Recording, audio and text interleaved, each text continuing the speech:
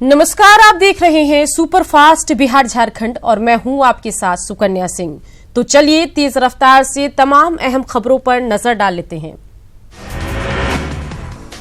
पूरे झारखंड में run for safety कार्यक्रम का आयोजन किया जा रहा है। राजधानी रांची में सीएम रघुवर दास ने रन फॉर सेफ्टी को हरी झंडी दिखाकर रवाना किया। महात्मा गांधी रोड और सैनिक मार्केट पर आयोजित इस कार्यक्रम में बड़ी संख्या में लोगों ने हिस्सा लिया। रोड सेफ्टी को लेकर दौड़ के इस आयोजन में सीएम ने सड़क हादसे को लेकर चिंता जताई और सामाजिक जागरूकता पर जोर दिया। किशनगंज में ऐतिहासिक खगड़ा मेले का आयोजन हो रहा है। जिलाधिकारी हिमांशु शर्मा और जिला परिषद अध्यक्ष रुकैया बेगम ने फीता काटकर किशनगंज मेले का उद्घाटन किया। सुरक्षा के लिए मेले में 46 सीसीटीवी कैमरे लगाए गए। नालंदा में एक बार फिर रफ्तार का कहर देखने को मिला। यहां लहेरी थाना इलाके में एक अनियंत्रित ट्रक ने साइकिल सवार को कुचल दिया, जिसमें मौके पर ही उसकी मौत हो गई। पुलिस ने ट्रक ड्राइवर को गिरफ्तार कर लिया। भारी बारिश के बाद पश्चिमी सिंहभूम में घना कोहरा छाया हुआ है, जिससे शहरी इलाकों में विजिबिलिटी काफी कम हो गई है और रफ्तार पर ब्रेक लग गया है। ग्रामीण और जंगली इलाकों में स्थिति और खराब है। सारंडा, पोड़ाहाट और कोल्हान के जंगल इलाकों में विजिबिलिटी 50 मीटर से भी कम है। मौसम के बदले मिजाज से तापमान में अचानक काफी गिरावट आ गई है। केंद्रीय गृह मंत्री आज समस्तीपुर के दलसिंह सराय में बीजेपी के शक्ति केंद्र की बैठक में शामिल होंगे। कार्यक्रम में 10,000 बीजेपी कार्यकर्ताओं के शामिल होने की उम्मीद है। राजनाथ के अलावा प्रदेश बीजेपी प्रभारी भूपेंद्र यादव, मंगल पांडे, प्रदेश अध्यक्ष नित्यानंद राय सहित कई बड़े नेता भी यहां मौजूद रहेंगे। कार्यक्रम की तैयारियां पूरी कर ली गई है।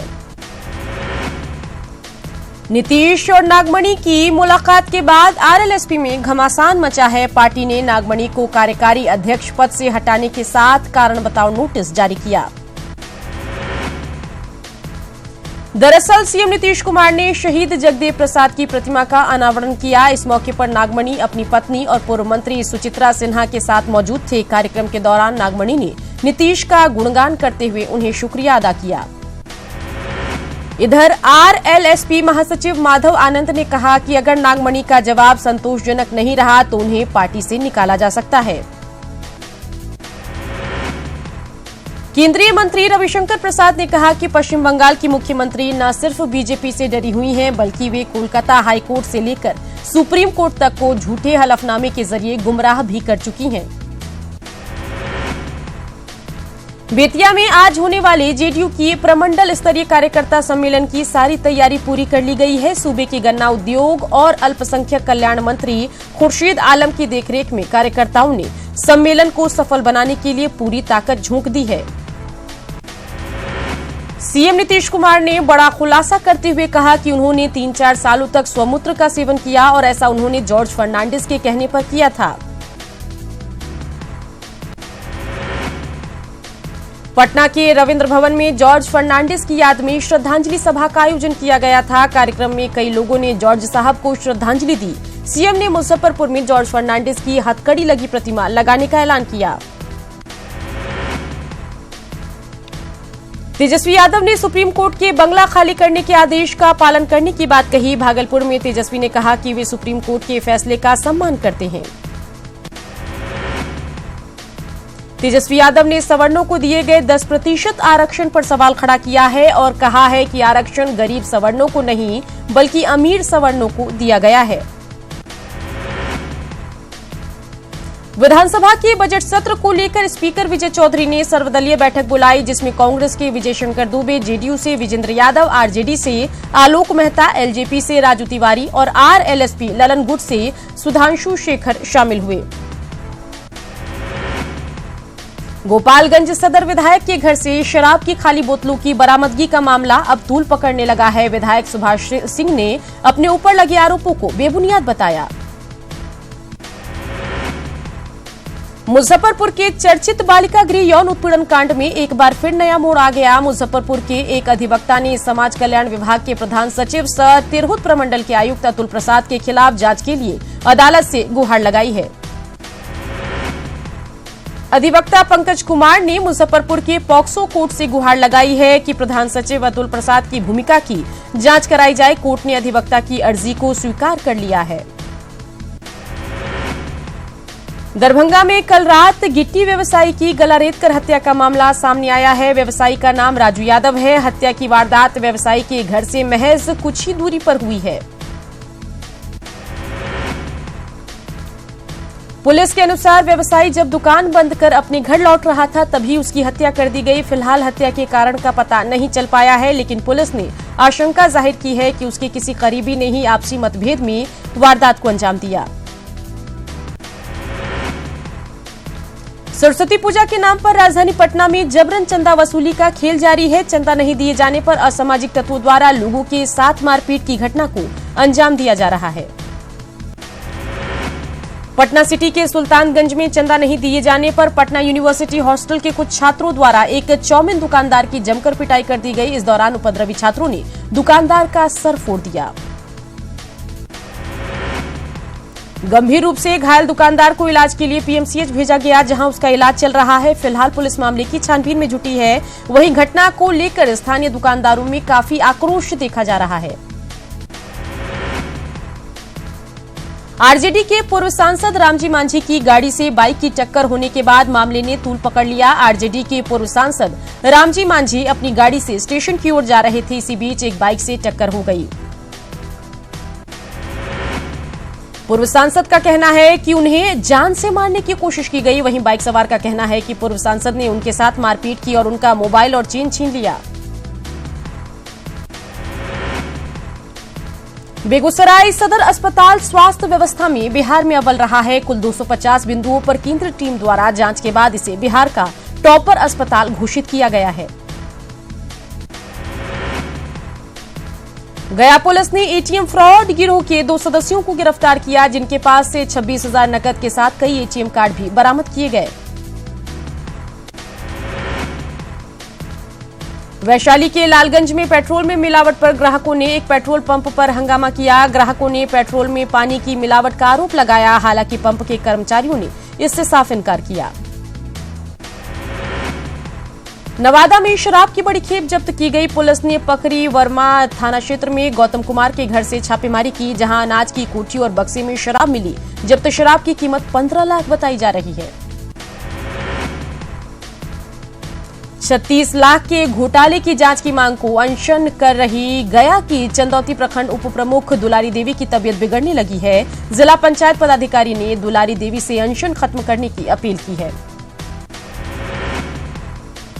विक्रमशिला पुल से बड़े वाहनों के गुजरने पर रोक के बाद भागलपुर दुमका मार्ग पर जाम लग रहा है। ट्रक एसोसिएशन ने जल्द जाम खत्म करने की मांग की है। पटना में डॉक्टर के शरण की स्मृति में चिकित्सक सम्मान समारोह का आयोजन किया गया, जिसमें कई डॉक्टर्स को सम्मानित भी किया गया। गया कॉलेज के 76वें स्थापना दिवस पर कॉलेज के संस्थापक जगन्नाथ गोवर्धन डालमिया की प्रतिमा का अनावरण किया गया। कार्यक्रम में शिक्षा मंत्री कृष्णनंदन वर्मा भी मौजूद रहे।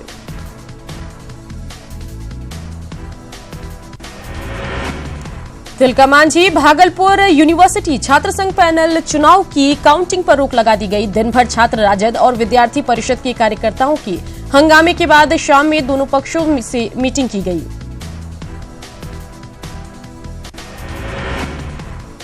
जहानाबाद में युवती से छेड़खानी का वीडियो वायरल हो रहा है। वीडियो में लड़की अपने दोस्त के साथ दिख रही है। तस्वीरों में सुनसान इलाके में कुछ लोग युवती के साथ जबरदस्ती करते नजर आ रहे हैं और उसके साथ रह रहे युवक को भागने की धमकी भी दे रहे हैं। भागलपुर में बारात के कारण लगी जाम में एम्बुलेंस फंस गई, जिससे मरीज को काफी परेशानी का सामना करना पड़ा। पुलिस ने ट्रैफिक हटाकर एम्बुलेंस को आगे बढ़ाया। बिहटा के सिकंदरपुर में बन रहे एनआईटी के निर्माण कार्य को किसानों ने बंद करवा दिया है। किसानों ने निर्माण करा रही कंपनी के मैनेजर से काम रोककर अपना सामान हटा लेने का आग्रह किया था, लेकिन जब नहीं माने तो जबरन काम बंद करवा दिया। किसानों की मांग है कि मौधी गांव के साइड से आहार और पाइन को छोड़कर 4 दीवारी का निर्माण होना चाहिए था, लेकिन दानापुर एसडीओ ने उनकी मांगों को मानने से साफ इनकार कर दिया। बेतिया में नगर परिषद के कर्मियों की मनमानी की एक बानगी देखने को मिली, जहां अतिक्रमण से हटाए गए मलबे को कर्मियों ने एक मोहल्ले में लोगों के घर के आगे फेंक दिया। न्यूज 18 की पहल पर नगर परिषद प्रशासन ने मलबे को हटवाया, जिसके बाद मोहल्ले वालों ने राहत की सांस ली।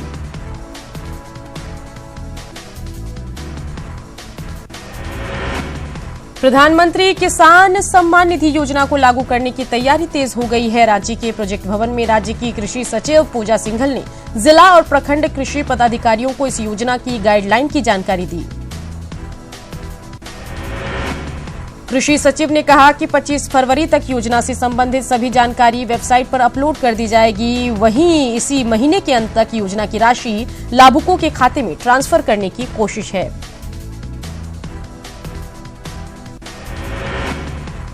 पद्मश्री से सम्मानित सामाजिक कार्यकर्ता अशोक भगत ने कहा है कि 2019 में नरेंद्र मोदी दोबारा पीएम नहीं बनते तो ये देश का दुर्भाग्य होगा।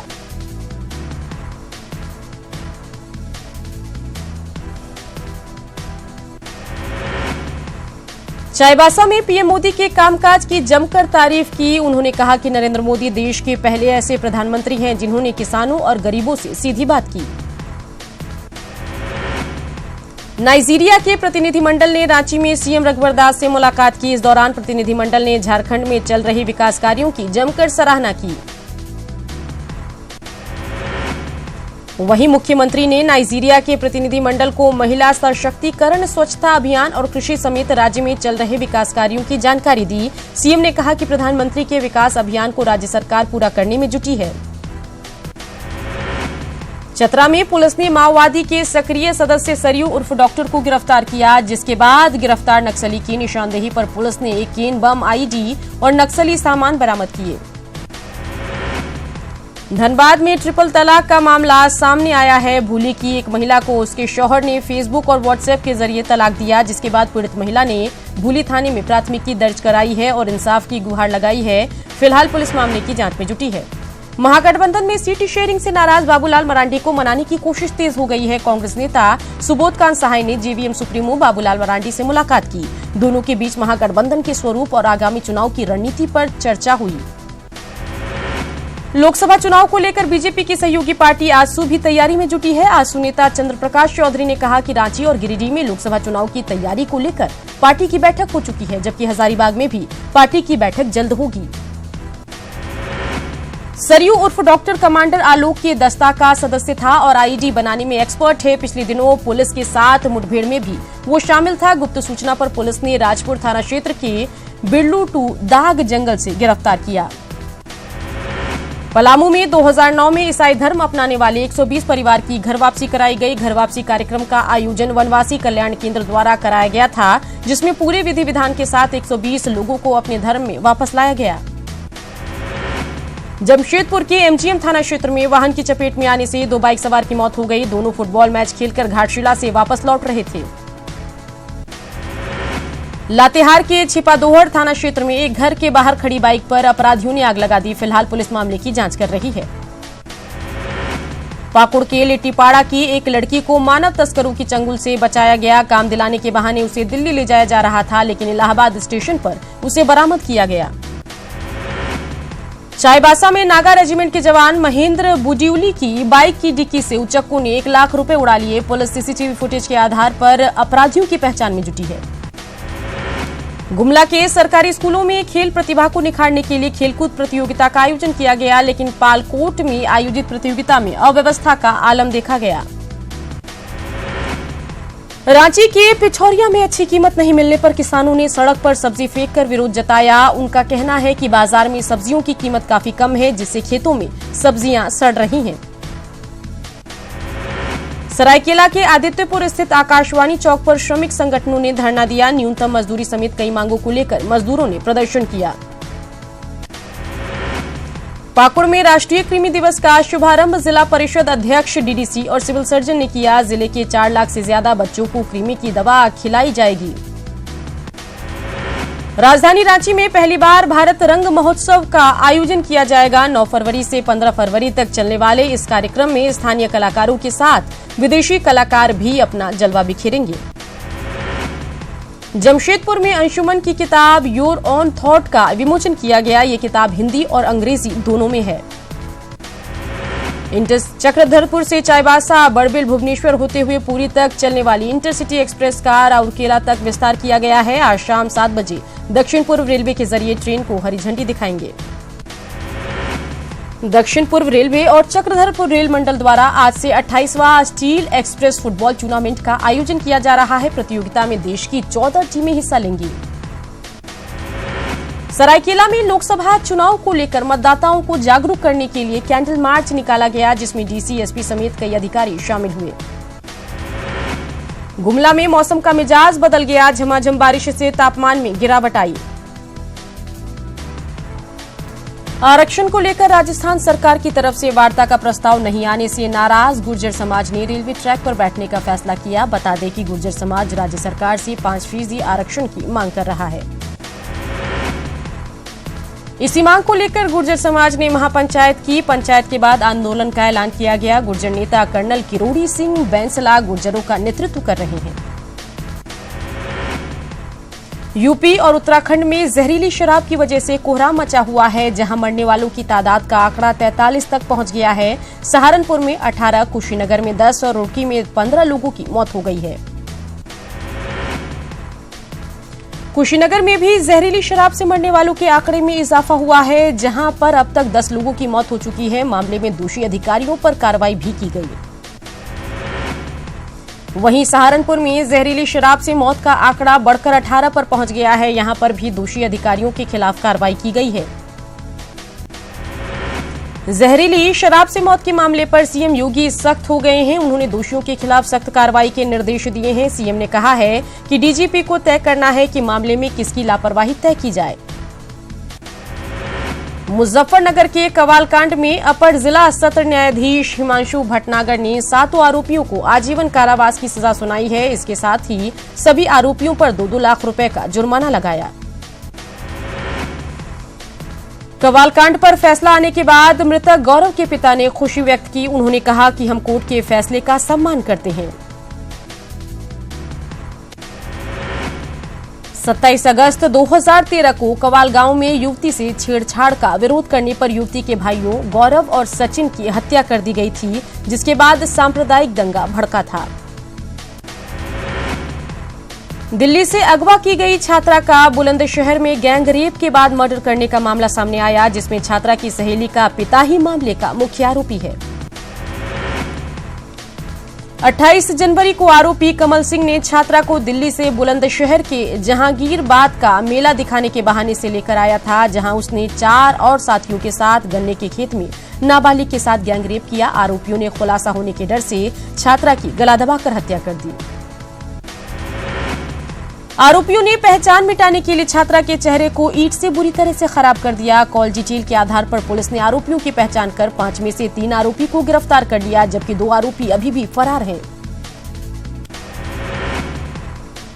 बीएसपी सुप्रीमो मायावती को सुप्रीम कोर्ट से तगड़ा झटका लगा है। सुप्रीम कोर्ट ने टिप्पणी करते हुए कहा है कि जो पैसे मायावती सरकार ने नोएडा और लखनऊ में मूर्ति लगाने में खर्च किए हैं, वो उन्हें जनता को वापस करने चाहिए। सुप्रीम कोर्ट ने 2009 में दायर रविकांत और अन्य लोगों की याचिका पर सुनवाई करते हुए कहा, मायावती को मूर्तियों पर खर्च सभी पैसों को सरकारी खजाने में जमा कराना चाहिए। इस मामले की अगली सुनवाई 2 अप्रैल को होगी। मूर्ति मामले की सुनवाई चीफ जस्टिस रंजन गोगोई कर रहे थे। सुप्रीम कोर्ट ने इससे पहले 2015 में भी उत्तर प्रदेश की सरकार से पार्क और मूर्तियों पर खर्च हुए सरकारी पैसे की जानकारी मांगी थी। सपना चौधरी की फिल्म दोस्ती के साइड इफेक्ट ने ओपनिंग डे पर करीब 1 करोड़ की कमाई की है। इस सप्ताह बॉक्स ऑफिस पर कोई बड़ी फिल्म नहीं है, लिहाजा इस फिल्म को इसका फायदा मिल सकता है। Actress Priyanka Chopra Madame Tussauds museum में रखी अपनी मोम की प्रतिमा को देखकर हैरान रह गई। दुनिया के कई देशों में मैडम तुषाद म्यूजियम में प्रियंका चोपड़ा की मोम की प्रतिमा रखी गई है।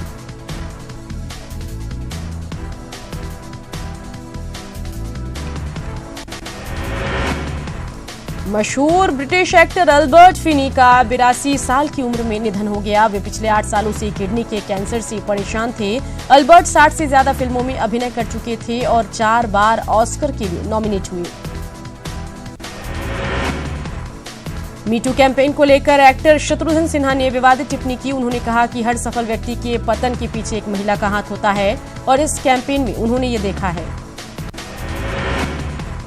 झांसी की रानी लक्ष्मीबाई के जीवन पर बनी कंगना रनौत की फिल्म मणिकर्णिका तेजी से 100 करोड़ के क्लब में शामिल होने की ओर बढ़ रही है। कंगना रनौत 100 की फिल्म देने वाली बॉलीवुड की पहली एक्ट्रेस हो जाएंगी। भारतीय सेना की सर्जिकल स्ट्राइक पर बनी फिल्म उरी ने 28वें दिन एक बड़ा रिकॉर्ड अपने नाम कर लिया। 28वें दिन इस फिल्म ने 200 करोड़ का आंकड़ा छू लिया। बीएसपी के महासचिव सतीश चंद्र मिश्रा ने कहा कि सुप्रीम कोर्ट ने कोई फैसला नहीं दिया है, बल्कि ये सिर्फ ओरल ऑब्जर्वेशन है। मायावती पर सुप्रीम कोर्ट की टिप्पणी का बीजेपी ने स्वागत किया। बीजेपी ने कहा इस टिप्पणी से बाकी के जनप्रतिनिधियों के भी सीख लेनी चाहिए। जौनपुर में बीजेपी अध्यक्ष अमित शाह ने कार्यकर्ताओं के सम्मेलन को संबोधित किया। इस दौरान उन्होंने सुनने के लिए हजारों की तादाद में कार्यकर्ता पहुंचे। अमित शाह के साथ ही मंच पर सीएम योगी और बीजेपी यूपी प्रभारी जेपी नड्डा भी मौजूद रहे। अमित शाह ने इस दौरान जमकर कांग्रेस, एसपी और बीएसपी पर निशाना साधा। अमित शाह ने कहा कि बीजेपी सरकार यूपी को नंबर 1 बनाने की राह पर है। वहीं सीएम योगी ने कहा कि बीजेपी अध्यक्ष अमित शाह ने कार्यकर्ताओं में नया जोश भरा है और बीजेपी आने वाले चुनाव में बड़ी जीत दर्ज करेगी।